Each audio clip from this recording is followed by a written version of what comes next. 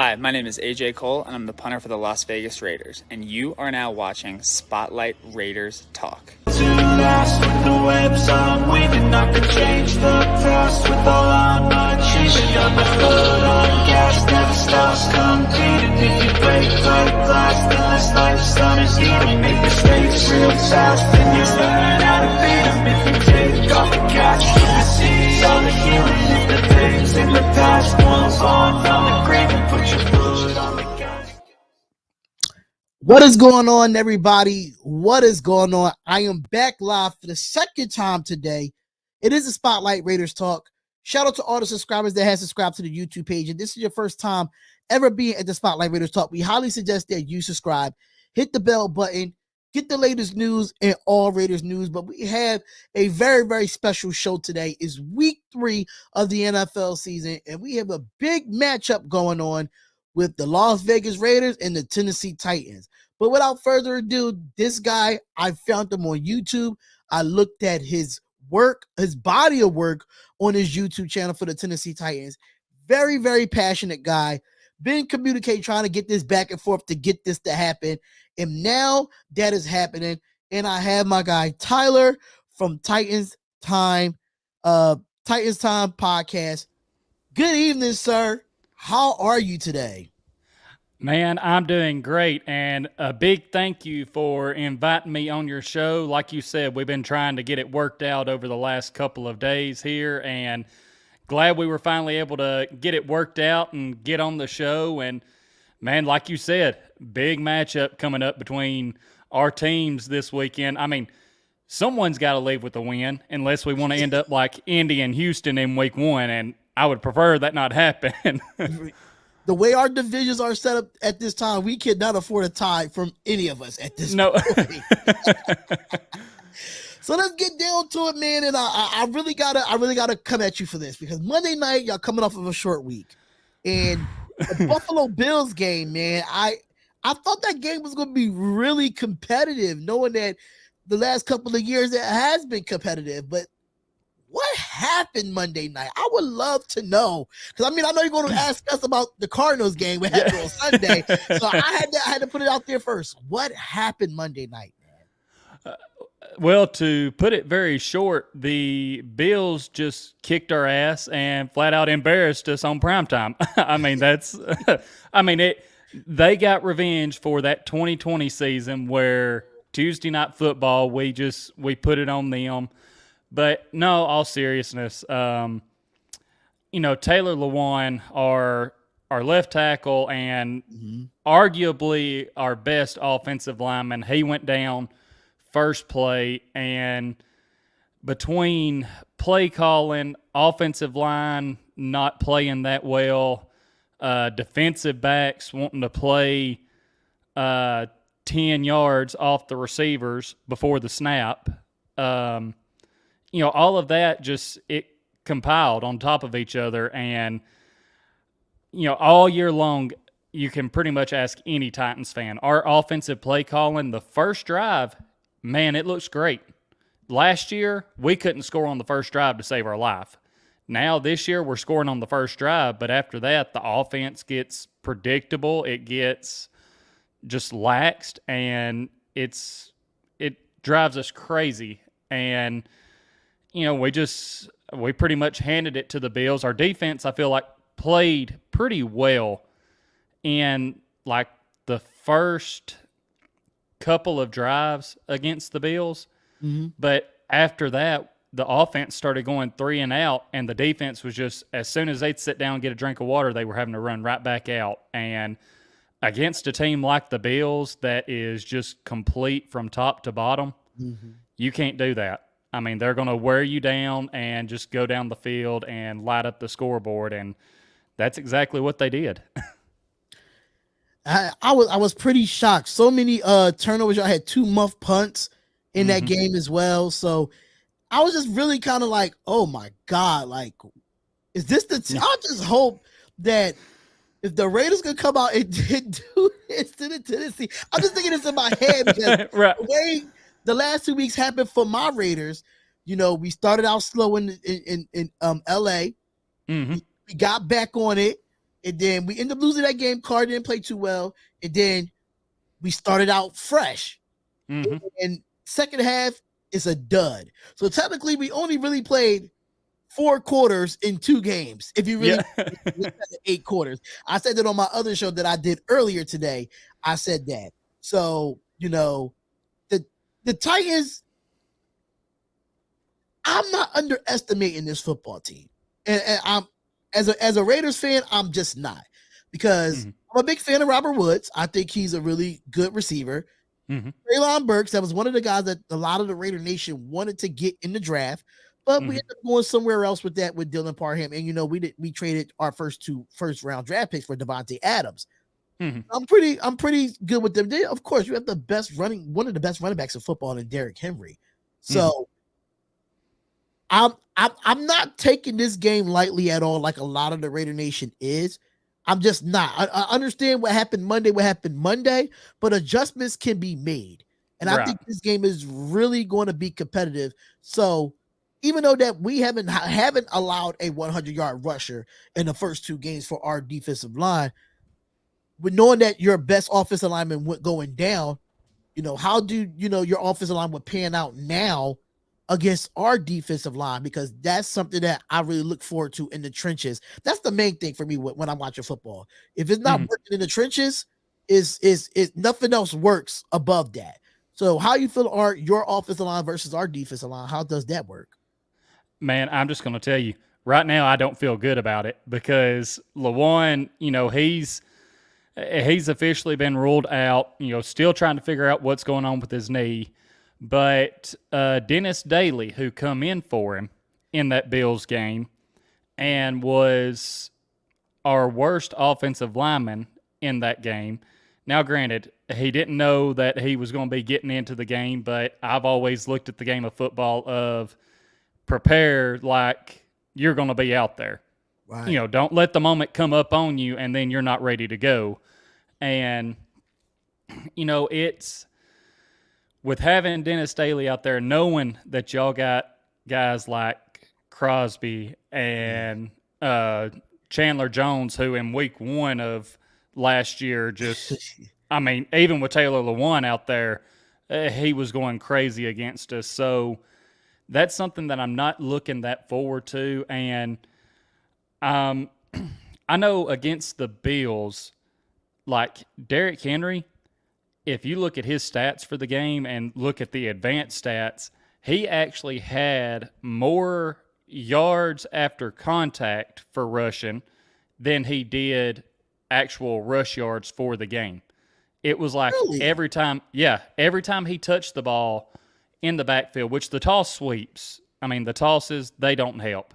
Every toss play that he had was for negative yards. But even on downhill running, there was a guy in the backfield waiting to hit him as soon as he got the handoff.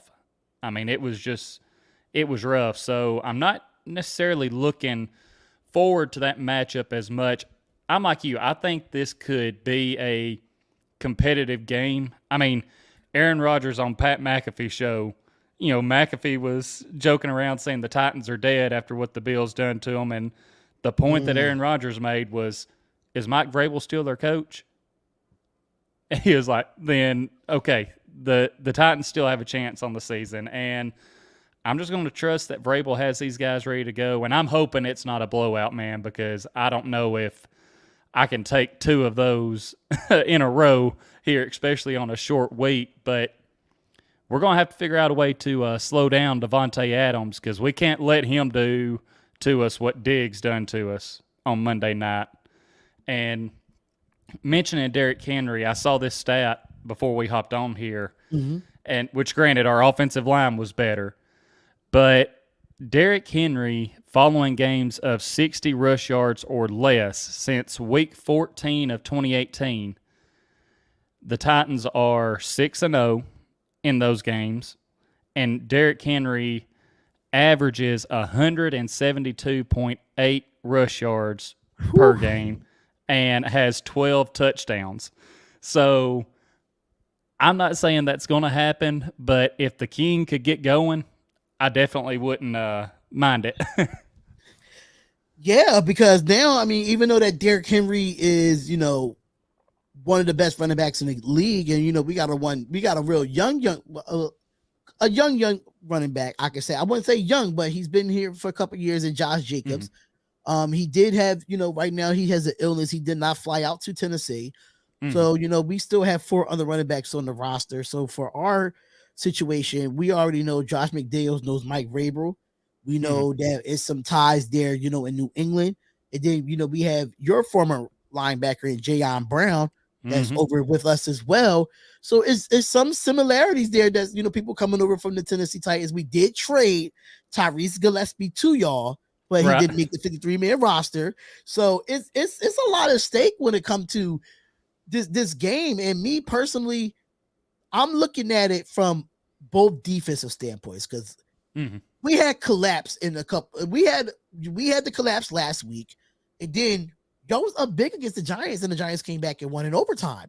So it seems like we both been in situations where we was up, didn't leave the foot on the gas, and now we just try. I think we're trying to figure out our team with all these injuries going on because our linebacker Denzel Perryman, he's out. Hunter Renfrow, he's out with a concussion. So it's just like our injury reports are really, really long. It's like there's a lot of paperwork for that. So what would be the one thing that the Titans have leverage over the Raiders? And I can say vice versa too, but what do you think the leverage, your team has over us right now?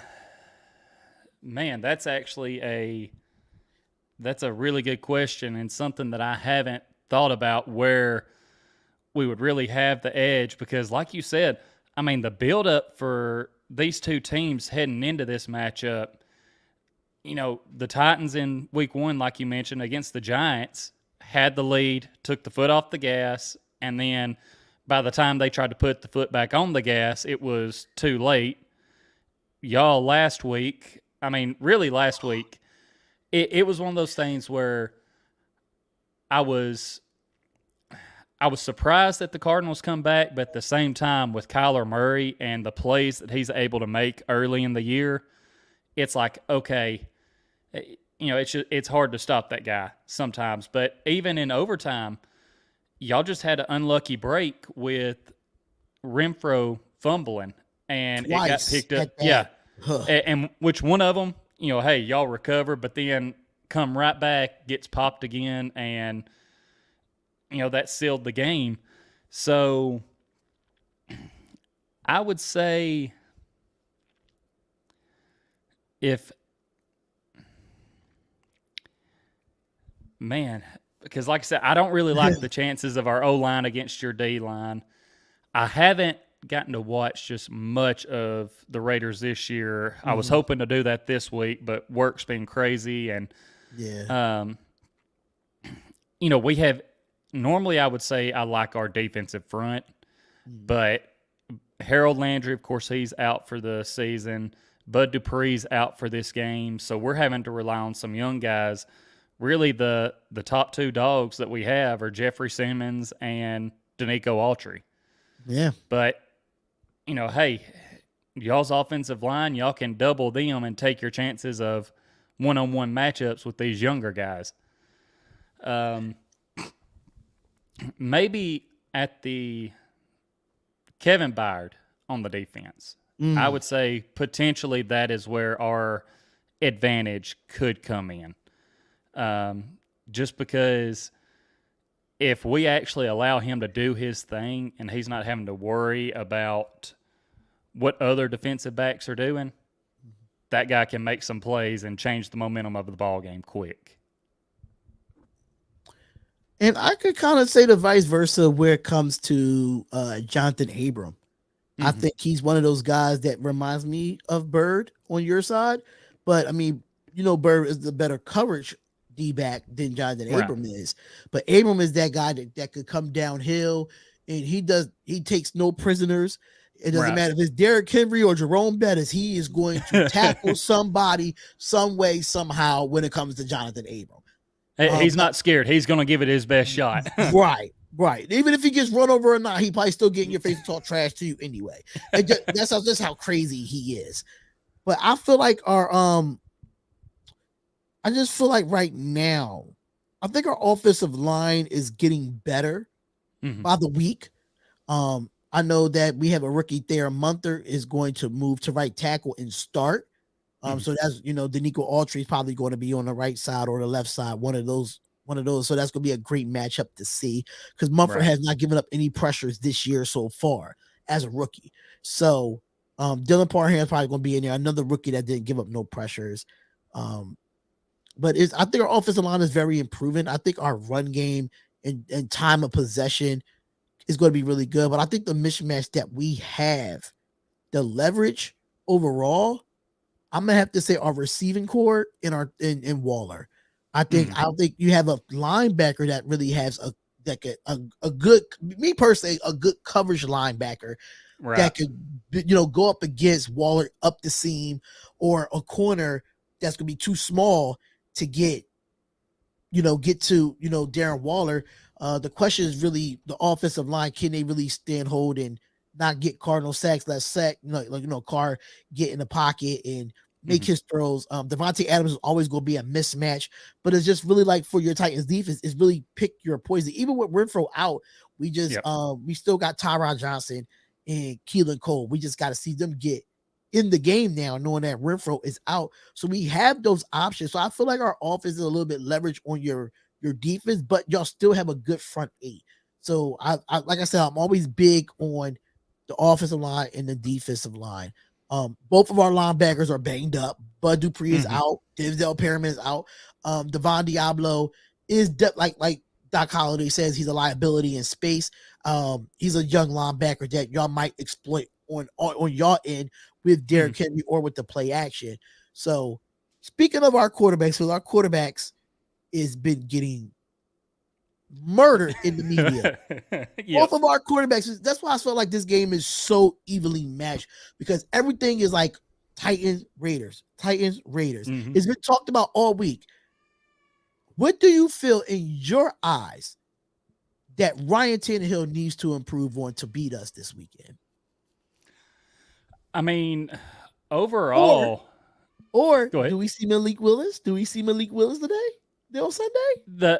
The only way Malik Willis comes in is if y'all do to us what Buffalo done to us. That's the only way he comes in, because I think this coaching staff really wants to be selective of when he comes in, or if Tannehill gets hurt. If Tannehill gets hurt, not able to go, then Willis comes in. But I think the coaching staff wants to be selective of when they put him in, and I'm fine with that, because I said even before the season, hey, if you get later in the season and you want to throw some packages in there with him and Derrick Henry in the backfield, that could throw some teams off. But as far as him actually taking over this year, I would rather him not. I would rather him sit back, learn the playbook, and just get more accustomed to just learn everything he can and soak it in, because I don't want to kill the young kid's confidence. I mean, I don't. Because that's one way you can ruin a promising quarterback or quarterback of the future very quick. If they go in there and they start turning the ball over like crazy, that's going to get in their head. But as far as Ryan Tannehill, and it seems like it's the same way, like you said, with both quarterbacks. It doesn't matter what they do. If their team loses, somehow, some way, people are going to find a way to try and put it on them. I went back earlier and was watching your post game from the Cardinals, and I saw you getting after some people. They were coming after Carr, and that's like even after the Giants game, there were people coming at Ryan Tannehill, and I'm like, y'all, against the Giants, the dude was 20 for 33 for 200-something yards, 2 touchdowns, and 0 turnovers. Like, okay, if he's turning the ball over, then yes, you can put some things on him. But that's just like even against the Bills. The first interception that he had was a tip drill, and just unfortunate. Now, the second one, yes, fully on him. He stared down Nick Westbrook-Akina the whole way. the linebacker broke on. I mean, there was no question where he was going with it. So that's on him. But as far as what he has to do, he needs to get back to using his legs more, to extend the play and even running up the field, and just not turn the ball over. Because the main thing that I've noticed and some of my friends have noticed with Tannehill is a couple of years ago, the reason that the offense was having even more success, if the pocket started breaking down, Tannehill didn't waste time. He took off running, and he would gain some positive yards. But last year and so far this year, it's very rare if he does that. And I don't know if it's something just with him that's changed, if the coaches are telling him, hey, try not to take off as much. But, hey, I'll take a positive 2 yards over, you being sacked for 8. Right. Just make some kind of positive yardage come out of it.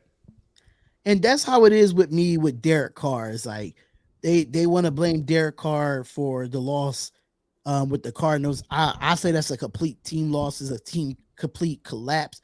Because I feel like when it comes to a football game, you have 3 phases to a game, and plus your coaches that have to make those adjustments. And the way Ryan Tannehill is being treated is the way Derek Carr is being treated. But I could completely understand he had 3 interceptions against the Chargers, which is fine.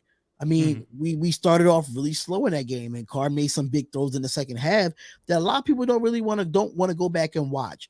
And I'm gonna just put this promotion out there again. If you do want to get NFL Plus, make sure you tune in and get it, because the film doesn't lie. And they have the coach's film on there. So people say, oh, Chandler Jones played like crap. But if you look at the film, you can see what he did to impact a play during the game. You don't really see that during a televised live game. You have to wait for the film to come back. And that's how I feel about Derek Carr. Like, yes, Derek Carr missed a big throw against Devontae Adams, but all quarterbacks do it. But you know how our fan base is. Our fan base, our quarterbacks have to be perfect. They want our quarterbacks to be the Patrick Mahomes with the no-look passes, and the Aaron Rodgers with the comeback wins and stuff like that. Some quarterbacks is just not made for that. I mean, Tom Brady is Tom Brady. Even though he struggles here and there. He didn't win a Super Bowl last year, but nobody gets on Tom Brady. But they put so much pressure on Derek Carr because he's been here for 9 years, and Tannehill been in the league for so long. They're like, oh, where's that elevation going to come? And now Carr has all these weapons, and they feel like everything's supposed to click right now. No, that's not the case. Everything has to be gelled, from offensive line to quarterbacks to running backs. Same thing for the defensive line. If the defensive line can't get no pressure, that leaves a liability for any linebacker, any corner, any safety. So when it comes to Derek Carr and Ryan Tannehill, it's comparison there, because the slander is the same.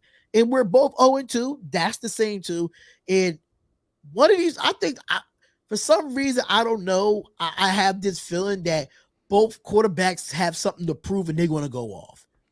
They're definitely going to try. Yeah, they're going to try to go off in this game. I just see it. I just see something of Tannehill probably having almost 300, Carr almost having 300. It's like a, I don't know. It's like a win or go home situation in week 3. Yeah. It's exactly what it is. Well, and that's another thing I wanted to hit on, because I thought about it earlier in the show. You mentioned our divisions, and honestly, part of me, especially taking all the bias out of it, part of me wants to be like, okay, this game could be more important for y'all, because, I mean, yes, the Broncos, they haven't been playing that good.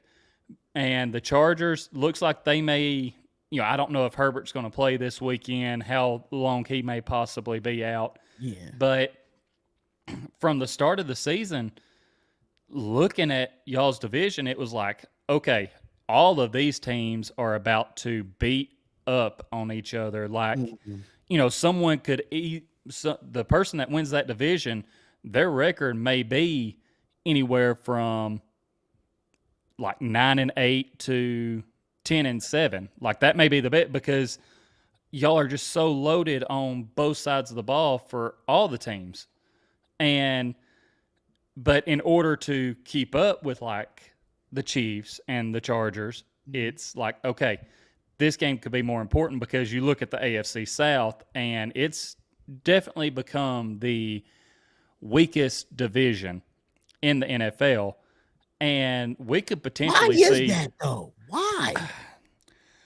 I would love to say that it's just because of the Jaguars and Texans holding us down, but now the Colts have tied with the Texans and lost to the Jaguars, and the Titans have started 0-2. So, right now we're actually the ones kind of holding this division down. But I don't know. I know with the Texans, it's just management over the last couple of years and decisions, all of that. Like, that's messed them up.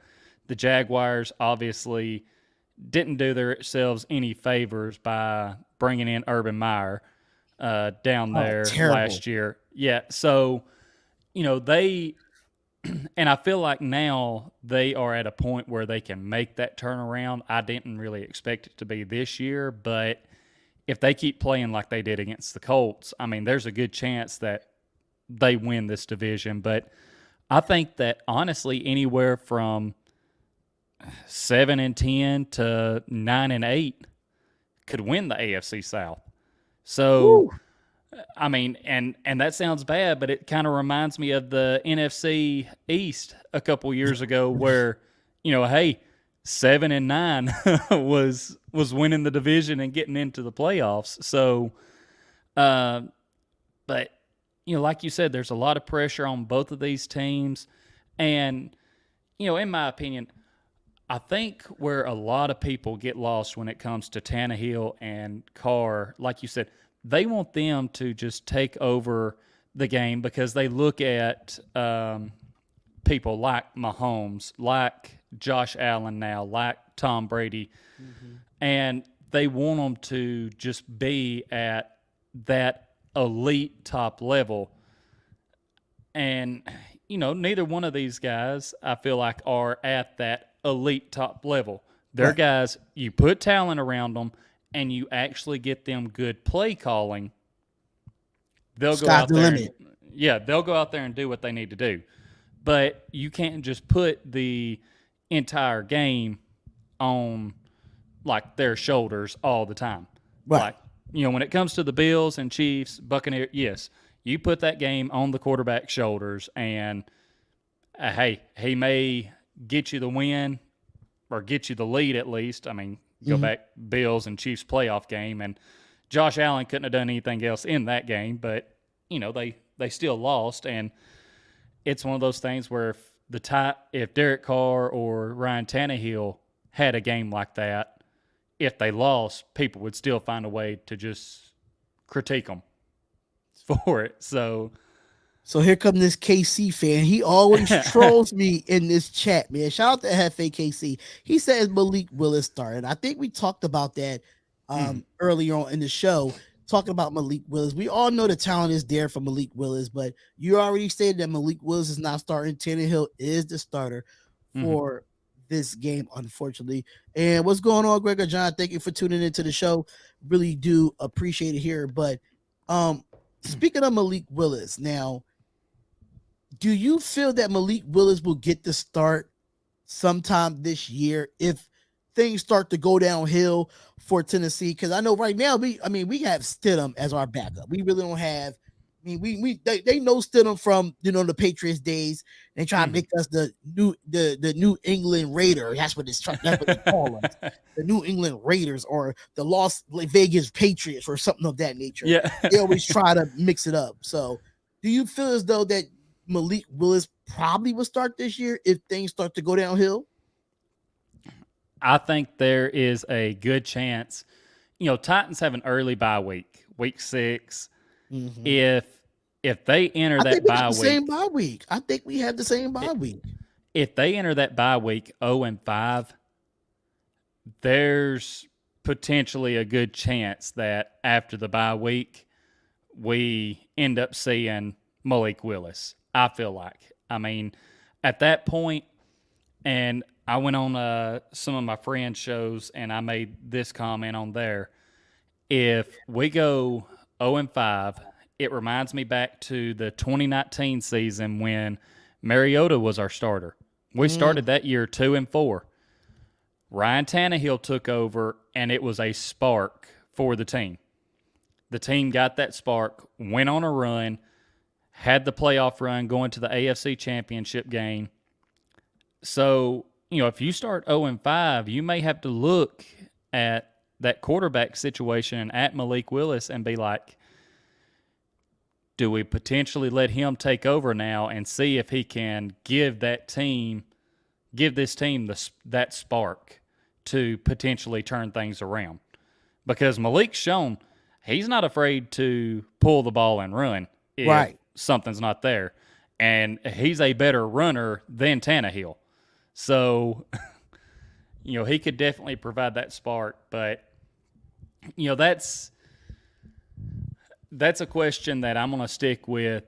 Hey, he's not starting right now, but I'm not going to completely rule it out for the season if things don't turn around soon.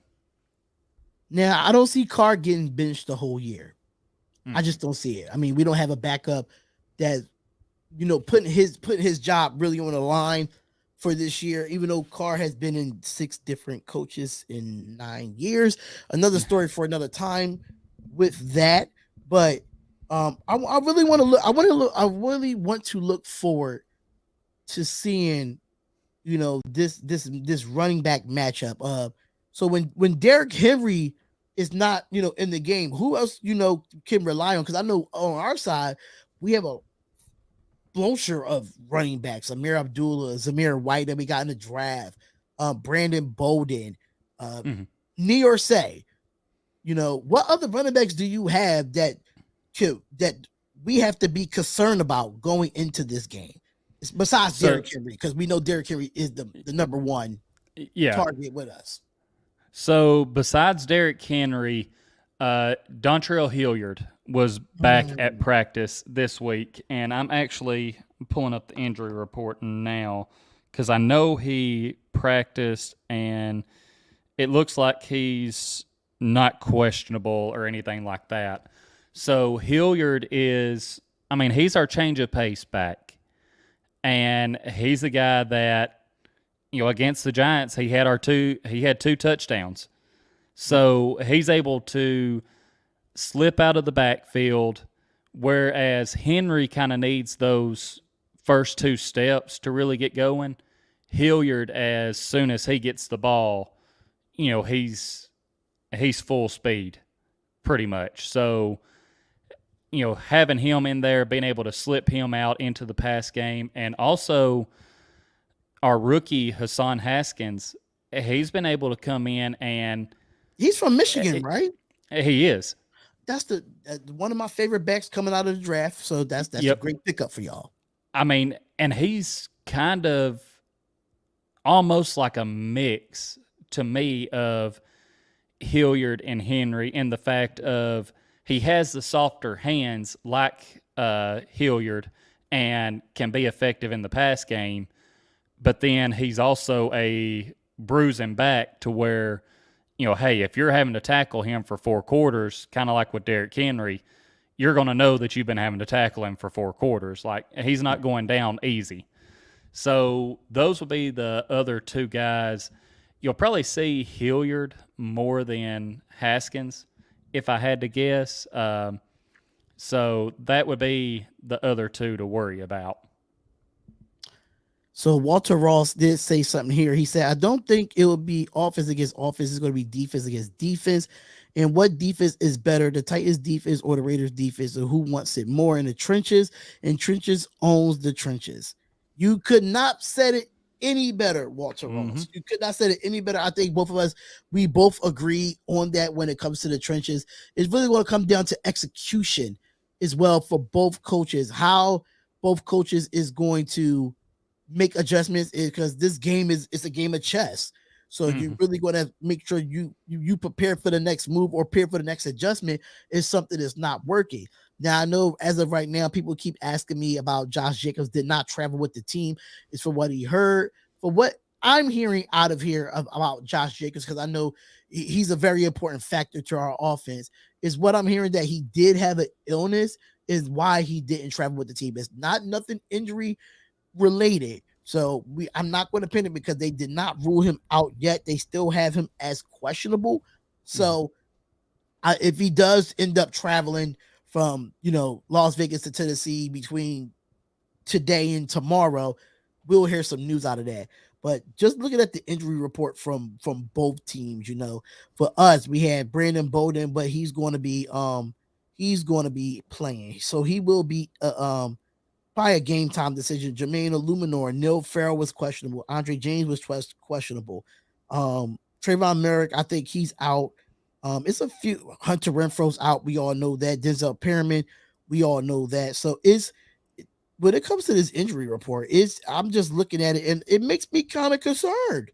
I don't know for yours, it makes me kind of concerned too, because both of our injury reports are really like, and I'm pulling it up right now as we speak. My God, this looks bad.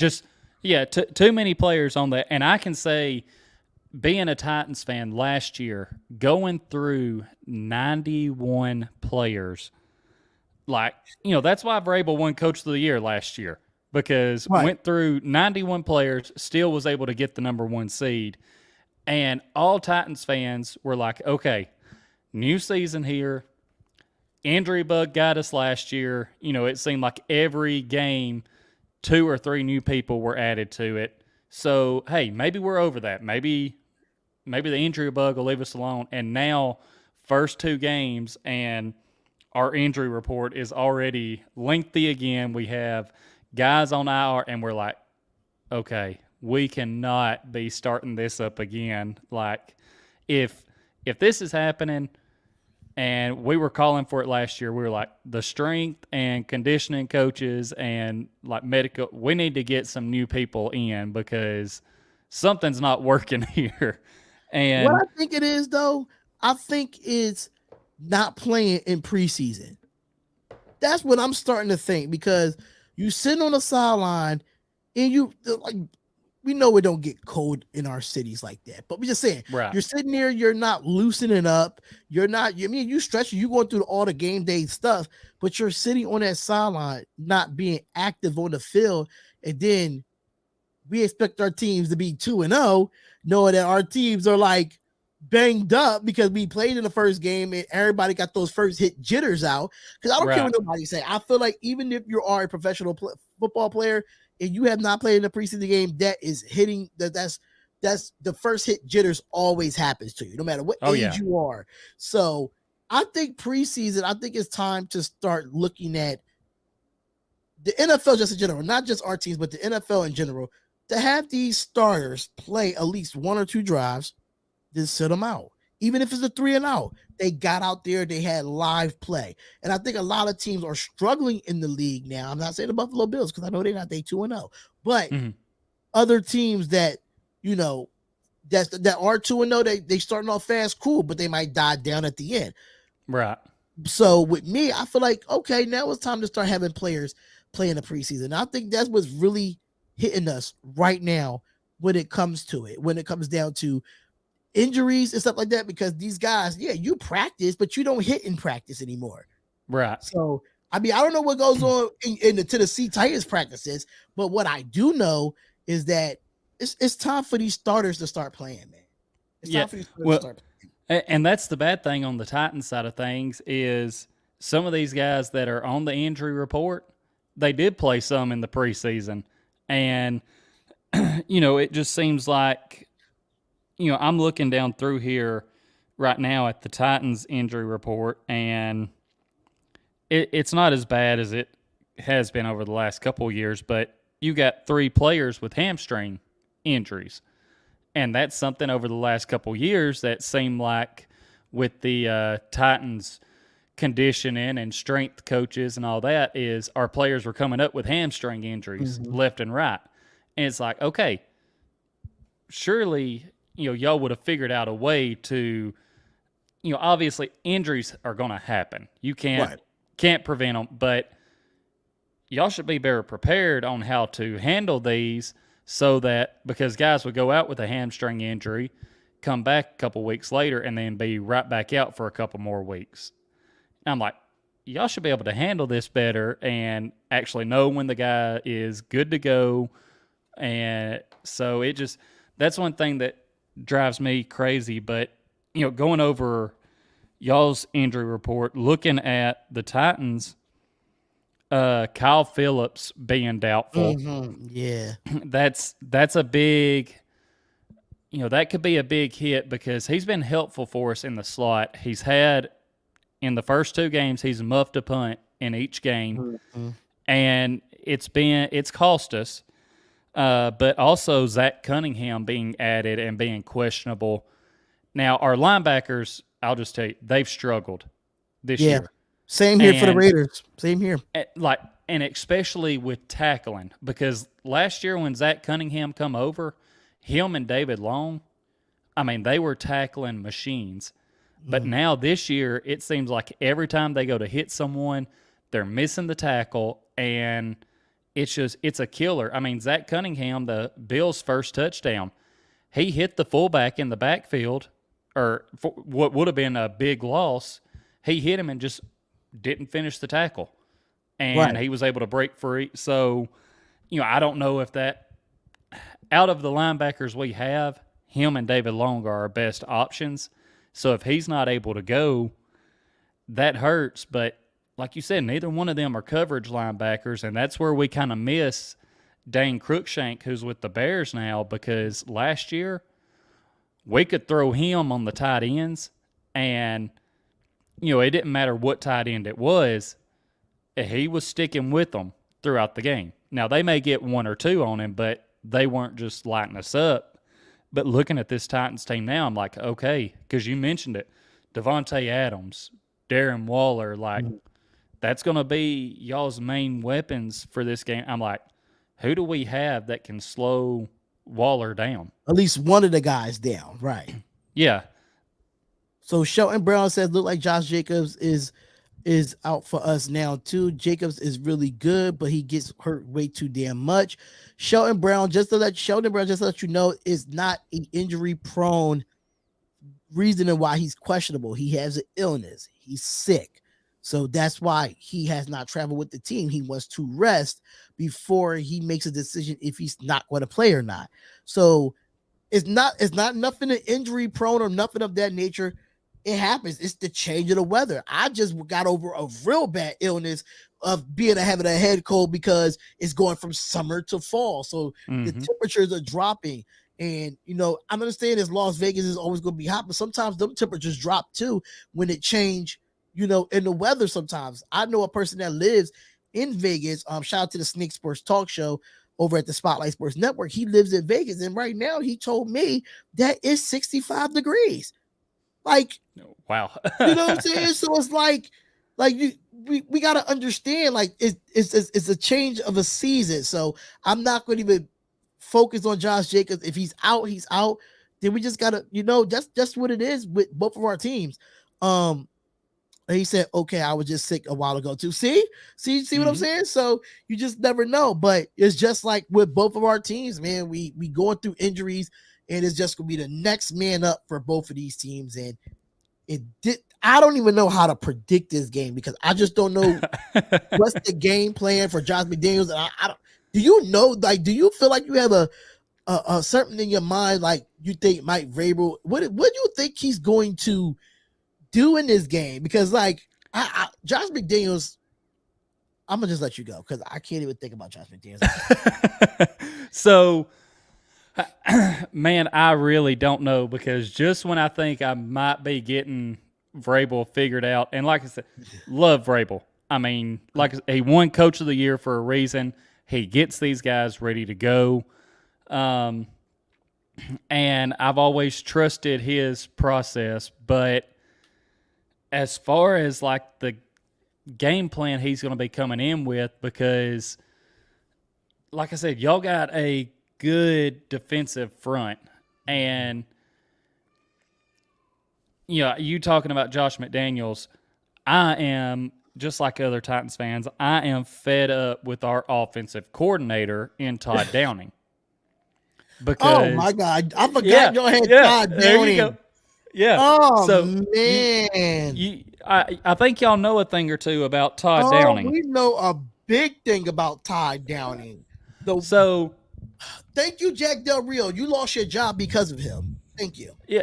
So we're having to deal with Todd Downing, and the thing that kills Titans fans is last year, like I said, we'd start off slow. Second half, our offense would pick it up. We'd start scoring. But when it came to like the playoff loss against the Bengals, you look at his play calling and design, and it was just terrible. And then this year, the biggest thing Titans fans were hopeful for, we brought in Tim Kelly from the Texans. And you look at what he did with Deshaun Watson there. You look at what he did with even Davis Mills last year. Right. I mean, Davis Mills was doing good for a rookie. He's looking pretty good. He's not too bad. So Titans fans are like, okay, Todd Downing could be on the hot seat. We could be seeing, like they have Tim Kelly there as a backup plan to where he could take over. And a lot of Titans fans are speculating if maybe the reason we're scoring on these first drives is because it's Tim Kelly's game plan to start the game, and then after that, Todd Downing takes over. And if that's the case, they just need to go ahead and get rid of Downing because we aren't having any luck there. And the personnel decisions that are out there, I mean, the Titans went 5 wide at one point in that Bills game, and the personnel we had out there, we had Derrick Henry out wide to the left. Mm-hmm. We had Traylon Burks in the slot to the left. Then on the other side, we had Austin Hooper, we had Jeff Swain, and we had our fullback, Torrey Carter, split out wide. And I'm just like, why, if we're going 5 wide, are we doing this? Why didn't we not have Robert Woods out there? Why do we not have, Nick Westbrook-Akina out there over one of these guys? Or even our rookie tight end, Chig, who, he's another player, dynamic with the ball after he gets it in his hands. Or even Phillips, which Phillips banged up with the shoulder. But, like I said, I don't even know what the game plan is because we'll be seeing stupid personnel decisions like this right here.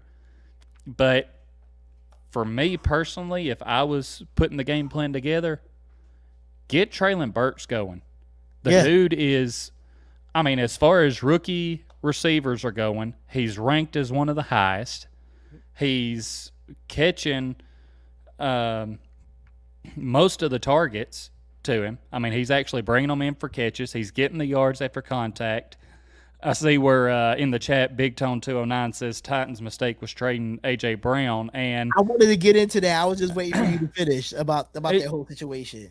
And we can definitely talk about it some more, but even in that Bills game, AJ, I don't think he would have made it. Yeah, it wouldn't have been a factor because, and even with our play calling right now, I don't think it would change things that much because the Titans have the playmakers. They're just not putting them out there on the field and finding a way to get them the ball. Burks had, I think, in week 1, 11 yards after the catch maybe was his average. And I think that, or it may have been more than that. It may have been like 20-something. But he led all receivers in yards after the catch in week 1. He was averaging 4 yards of separation on routes run. And I'm like, if the guy is averaging 4 yards of separation, that is a quarterback's dream. Like especially if the defense is running man, like if your guy's creating 4 yards of separation, quarterback's got an easy throw to him. So I think the game plan has got to be get Burks and the other playmakers involved in the offense. And as far as defense goes, like you said, y'all have got so many weapons.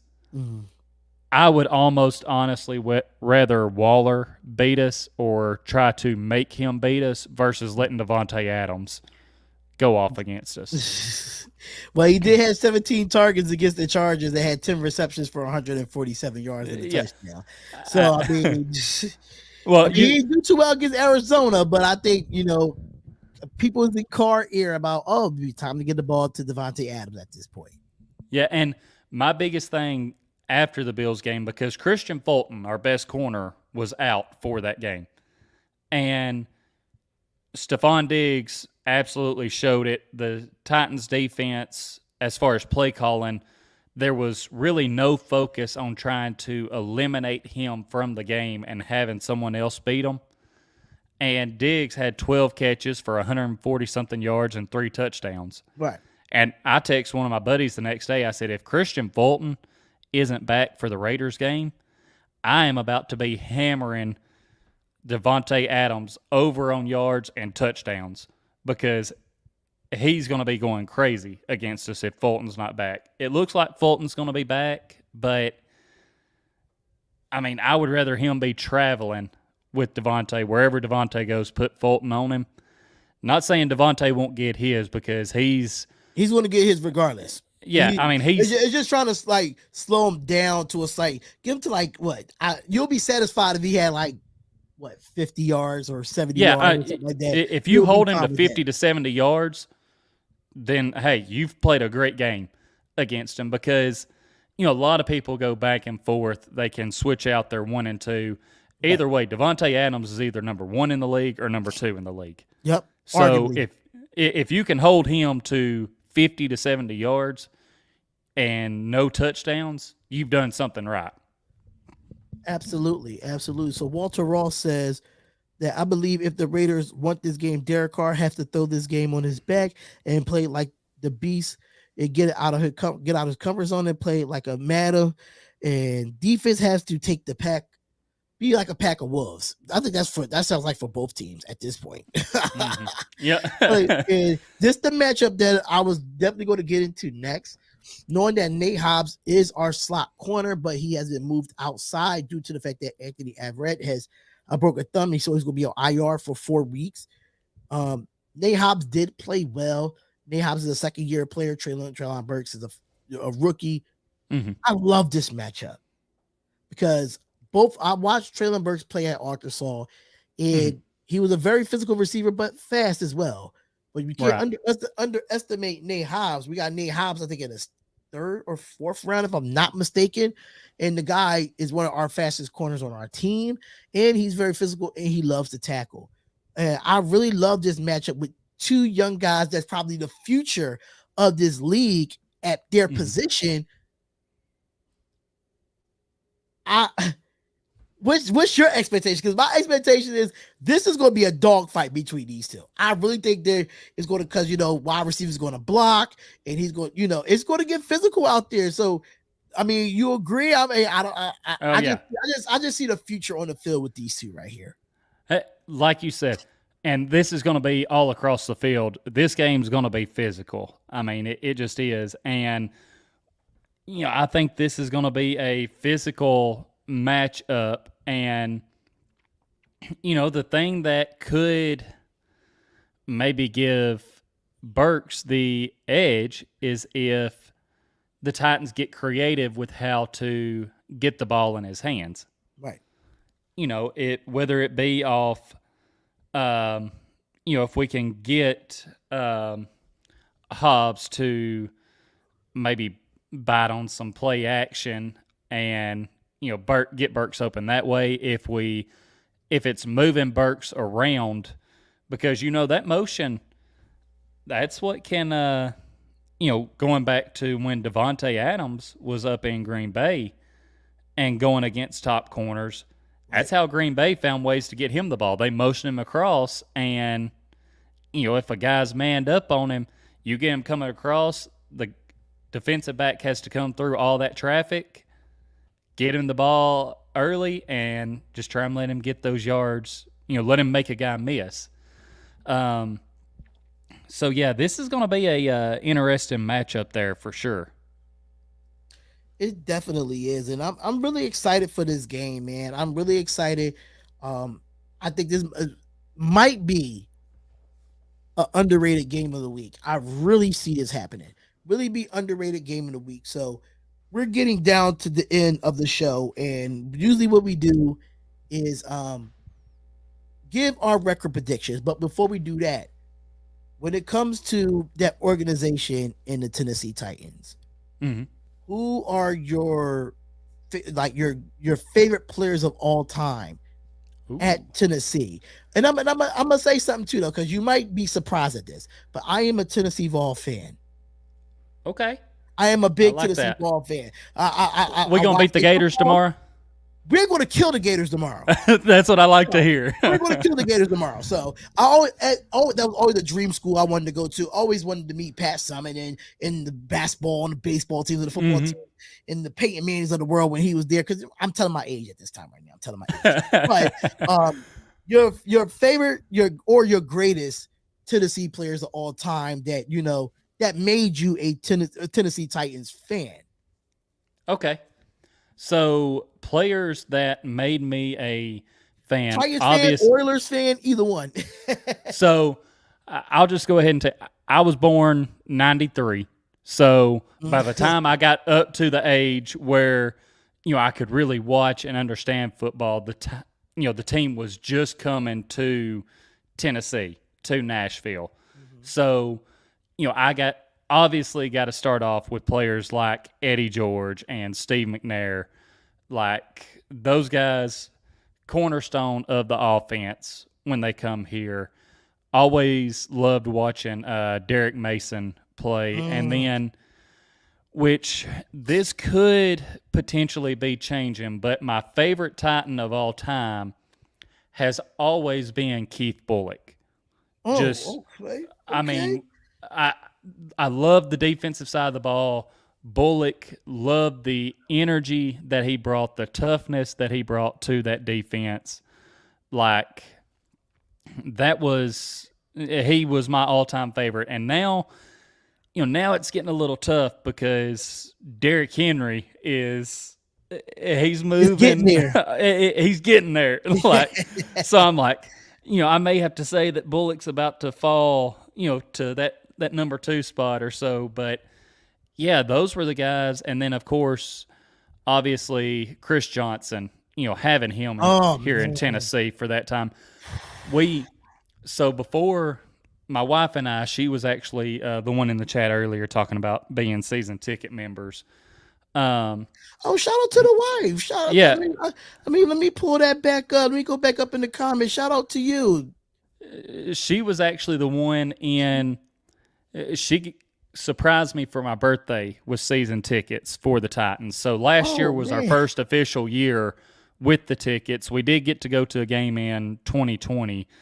That one was not such a good one because that's when they played the Browns and Baker Mayfield went crazy against us. But, before that, the only game I'd actually been able to go to was a game back when I was in high school, and it was the Titans against the Texans.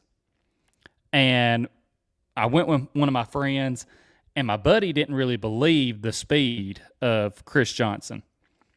And the Titans sent him out in motion towards their sideline, and no one went out there to cover him.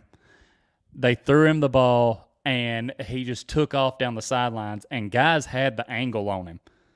And he outran the angles, and my buddy looked at me. He was like, okay, I believe that speed now. He was like, all of those defensive backs had the angles on him, and he just flat out outran the angle. So, that's one thing about this Titans organization. You look back through the history of running backs, and you're looking at Eddie George, Chris Johnson, Derrick Henry. Like, man, that's been one of my favorite things to watch as a Titans fan. It's just these running backs that they get. Yeah. So, but yeah, all time right now, if I just go all time and take out current players right now, Keith Bullock's at the top, and then you have Eddie and Steve McNair who are, right there behind him. Yeah. And when it comes to like running backs with Tennessee and running backs with the Raiders, it goes far back. The Marcus Mm-hmm. Allens, the Bo Jacksons of the world. You had the Tyrone Wheatleys at the time. We had him too. Right. It goes on and on about running backs. People talk about the Raiders quarterbacks because we've been through so many. We had plenty of running backs that came through our time. And I'm just talking about the time that I've been Right. a Raiders fan. I've been a Raiders fan since '98. I'm Mm-hmm. actually from the East Coast, but my family lived in Oakland, so I was there as a Oh. child. Come up there every summer and be in the city of Oakland. When I say they diehard Raiders fans, they are worth. I mean, this is nothing compared to what my family has. You walk on the like in front of their step. They have a doormat that says Las Vegas Raiders. So it just say anything Raiders. It's crazy. So with me, I fell in love with the history, the autumn wind, Mm-hmm. that old school style of Raiders football that my uncle used to show me all the time. Even though Right. I'm born on the East Coast, but coming over there, I didn't want to come back and be an Eagles fan because I live in Philadelphia. I didn't want to come back and be an Eagles fan.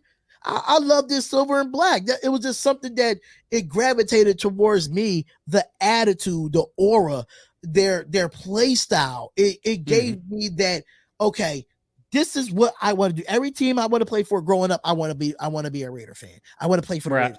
I don't care if their colors was yellow, blue, and white. If they had that shoe and they had that sign on it and it said Raiders, I'm playing for it. So that's how it really got to me. Big fan of Rich Gannon. The Tim Browns of the world. We did have Jerry Rice and Randy Moss a few times, but that Yeah. they're there. The Warren Sapps but my greatest Raider of all time from me starting in '98. One of mine is Rich Gannon. I really love Rich Gannon as a quarterback. He even though we didn't win that Super Bowl in 2002, thanks to John Gruden for cheating on us. Thank you, we appreciate it. But yeah, oh, excuse me. But yeah, Rich Gannon was one of those guys that I loved, Mm-hmm. and Bo Jackson. Let me get some water. Hold up. Oh yeah, you're Oh, good. man, hold up. Wait a minute. Water, but Tyrone Wheatley, that whole 2002 team was really good. Mm-hmm. But Bo Jackson is one of my favorites. I love Marcus Allen. Ooh, what's going on? Hey man, when you get to talking about that history of your team, it gets us choked up. I mean, yeah, and that's what it is. It's getting me choked up. And I don't know if you saw it on my channel, but I recently went to the Pro Football Hall of Fame this year, okay. and that was my first time ever being at the hall. And Mm-hmm. so much history of the Raiders there. It's just so much history from all teams, but the Raiders, man, just looking at the Marcus Allen run in the Super Bowl, and Mm-hmm. you'll see that whole tour. It was so amazing to see so many legends in the building. It was great. It was really, really great. But Bo Jackson, I really gravitated towards him. I watched him play at Auburn, and when knowing that his career ended short with the Raiders, but the time that he played, he was impactful. He was Right. definitely impactful. So that was one of my favorites for the Las Vegas Raiders. But let's get down to the nitty gritty. Let's get down to it. Game predictions. Who will win this game? And I gotta go first because I am the visiting team here. We're That heading works. down to Tennessee, Nashville, Tennessee, against the Tennessee Titans, man. This is going to be a very, very close game. And I think Carr is going to pull one of his comebacks. I think his 15th fourth quarter comeback in this game. I'm going to say we're going to establish a running game, even with or without Josh Jacobs. Defensively, it's going to be a defensive game in the first half, in my opinion. Mm-hmm. And offensively, it's going to wake up for both teams. And I'm going to say 27-24 Raiders. Okay. I can I can definitely respect that. And I've always, on my channel and everything, I've told people because, and I'll start with this. Went on one of my buddies' channels and we done a season prediction, went through all of the Titans games. And initially for this game on his show, I picked the Titans winning. And at that time, I had the score prediction actually being 27-21. But now getting into the season, we're here too this week, injuries, all of that. And this is what I always tell people. No matter what I pick before the season, that's when you're going to get my unbiased opinion on the Titans record and everything. But once we're in the season, I don't care how bad the boys are playing. I got to pick them to win. I got to ride and die with my team. Like, I got to pick them. So I'm picking the Titans to win. I am going to change the score up, though, and I'm going to actually go with 24-21. And I'm going to have the Titans, as bad as I hate to say this, because if it comes down to it, I'm going to have anxiety out the roof. I think they win on a last-second field goal. They had that chance against the Giants, missed. I think they make up for it here, get that last-second field goal to get the win, 24-21. And shout out to Digital Prez, man. Really do appreciate what you're doing for the Raider Nation, brother. Your channel is growing. I see that your graphics is getting out there, man. Keep up the good work. Really do appreciate you coming through to the show. Really do appreciate it, man. Shout out to everybody, man. So I got some scores in here. It says 35-17 because it's in the rain, I believe. Are we getting some rain this weekend? Last I checked, it looks like it's clear skies unless something's changed. Yeah, I'm still showing clear skies and mid 80s. Oh, that's gonna be a beautiful day for some, some football. So I could do with the temp being down a little bit more than that, but yeah, because of hamstrings and cramps and stuff like that, we cannot afford any more injuries in this game with the heat. That's right. Even though the Raiders do play indoor, outdoor type of stadium, but still, like, right. Oh wow. Well, and plus, you get the temp on down to where there's that little chill in the air. I mean, that's when it feels even more like, football season. Right. Like at those 60s, mid 60s and stuff. So, but yeah, so it looks like my wife's saying it was a 30% chance. But yeah, I'm looking at the weather now and it looks like it's supposed to be clear. And this game is going to be fun. And I know you're probably going to come back in the chat because I will be doing the live play-by-play in reaction. So when the game is done, I know you're probably going to pop in the chat and I'm going to let you know now, I'm a totally different person in the live streams. I'm a totally different person when I do my watch parties, man. I do these on a professional level, but when it comes to these games, it make you see the real true fandom come out of you when you watch games. And I'll say, I haven't gotten into because like I said, we're season ticket members, so every home game we're going to be at, but I haven't got to the point where I'm doing like the watch parties yet for the away games. One reason because I live out in the sticks, so the Wi-Fi, sometimes I can do multiple things on it like that, and sometimes it's like, okay, you need to pick one. Either you watch this football game or you live stream on YouTube. But I haven't worked myself up to, because I'll be yelling, cussing at the TV, why are we doing this, that? So I'm like, okay, am I ready for all of the fans of the show to really see this side of me yet? So I can completely understand where you're coming from. I gotta say, with my personality, watching a lot of play-by-plays, shout out to Fanatics on top of that. Shout out to Fanatics.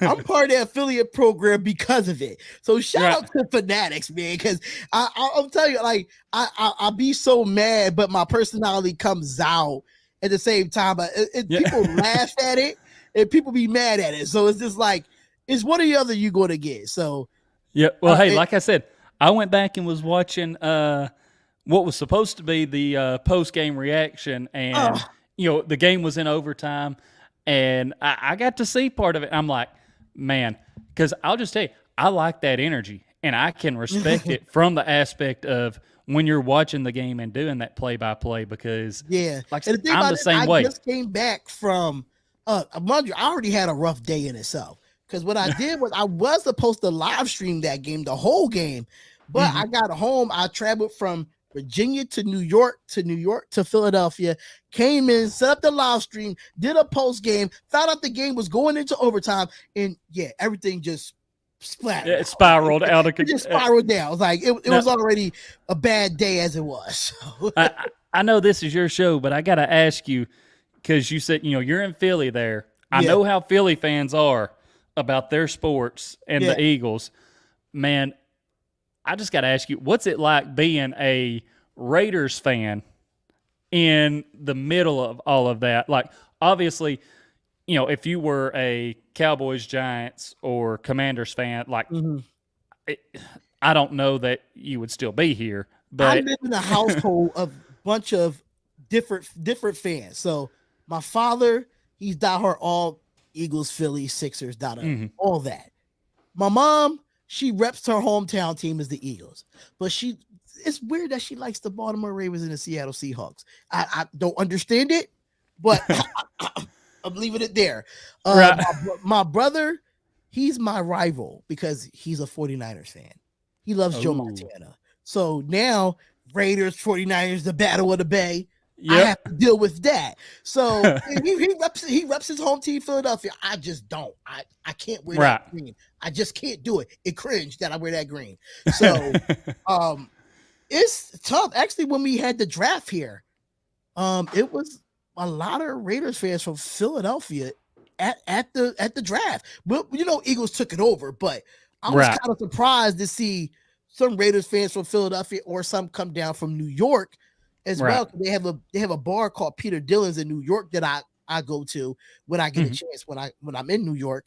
So it's a lot of East Coast Raiders here, especially content creators that we have or that live in the Jersey area and stuff like that. So I'm pretty comfortable, and I talk my smack. I really don't care. There you go.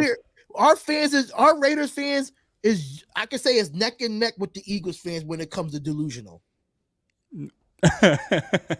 Hey, I respect it. Like I said, I was just knowing how Eagles fans are, just knowing how Philly fans are. I mean, they love their sports, and they definitely let you know they hold nothing back. If they think something's wrong with the team, you're hearing every bit of it. Even in the stadium, the players are hearing it. So that's why I had to just pop that in there right quick and see, being a Raiders fan, because obviously it's, Eagles, NFC, Raiders, AFC. Yeah. Didn't know how much crazy it was, but hey, I respect it. They're not liking us right now. Eagles fans are not liking us after we spanked them last year. So we spanked them in Las Vegas last year. So and they beat us 4 years ago when Nick Foles had the career touchdowns against us. So we got our payback. So in another like 2 to 4 years, we play them again. Then we could talk about it too. Then we got the advantage right now. That's right. There you go. So I like to talk my trash. That's what it is. And even at work with a lot of Eagles fans, they oh, you are a Raiders fan because that's all I wear. I wear my Raiders gear at work. That's all I do. Yep. I rock it out anywhere, everywhere. So same thing way. with Titans, like listen. People at work, even especially if like with how this year started off, and then how the Bills whooped the Titans, they're like, "You're still wearing that Titan stuff?" Yeah, I'm still wearing this stuff. I was like, no matter what, I said, I ride with this team. I was like, even, I was telling one of my other buddies, I said, no matter what, even if they keep losing games, you can bet I'm going to be at every one of those home games, screaming my head off, trying to give the team an advantage if I can. I'm going to be there. Oh, that's good. Listen, it's going to be a fun game, and I hope that even if you on your phone and you come in the chat, that'll be absolutely fun to bless your presence while I'm going crazy over here pulling my hair. Like, what are you doing, Josh McDaniels? Yeah. Hey, I'll definitely try, man. And I'll say this, your post-game show that you do, win or lose for the Titans, I'll come in even if they lose, and I'll give your Raiders respect for the win and congratulate you on the win. So you're saying that you'll, even from your phone on your way home, you'll come in on a post-game show? We are actually carrying our little girl to the first game. I don't know if I'll be able to pop in. Well, depending on when you do it. If you do it right after, we may be on our way home. I may just pop in the chat. Okay. And, be talking in the chat. But either in the chat or if I can on my phone, one of the two I'll be doing. Awesome, man. Awesome. So thank you so much, man. We finally got this to happen. Yes. And make sure y'all go subscribe to Titans Times podcast. The link is in the description. This guy puts up great content for the Tennessee Titans. Go Vols tomorrow, because we're going to kick Florida's behind tomorrow. We need that win. This is one of our biggest tests for Tennessee, because the first 3 games was not a test at all. So this is our first big test, and we see where this team is at for the Tennessee Volunteers. So I'll be looking at that tomorrow, and just plug in where everybody can find you at, man. Yeah, so like you mentioned, the show on YouTube, Titans Time Podcast, also do the audio version of it. It's on any podcast platform, Stitcher, Spotify, Apple Podcasts, same thing. Just type in Titans Time Podcast. As for social media, where I'm most active is Twitter. That's at Titans_time. And then actually TikTok. I've been trying to get more involved on that, and it's at Titans Time on there. So those are the main places you can find me. And I appreciate you bringing me on, having me on the show for this. Like you said, we were able to make it happen. So definitely thank you for that. Not a problem, man. You never know. It might be a playoff matchup. We might see each other again. You never know. The way NFL sets up now, hey, people say, "Oh, we was just 0-2." Look at us now. Hey, I'm telling you, hearing all of this 0-2 talk, because people are pulling that stat of the 0-2 teams. Yeah, this is what percent. And I'm like, okay, that stat is pulled from the merger back long ago, where even then it wasn't a 16-game season. It was 12 games, 14 games, whatever it was. Then it moved to 16. Right. Now it's to 17. And you've added more playoff teams. Mm-hmm. And even in, like I mentioned, these divisions, as good as y'all's division is, if teams keep beating up on each other, it may not take much of a turnaround to end up winning it. Right. And for the AFC South, it may not take much of a turnaround to win it. So I'm not ruling anyone out from the playoffs. I'm not either. This is only the 3rd week, is a long season ahead, man. Mm-hmm. And once again, thank you so much for coming on to the show.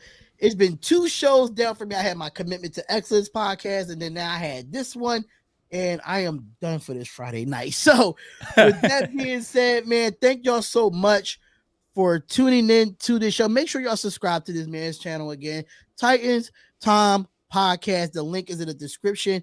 And make sure you check out fanatics.com/Raiders gear.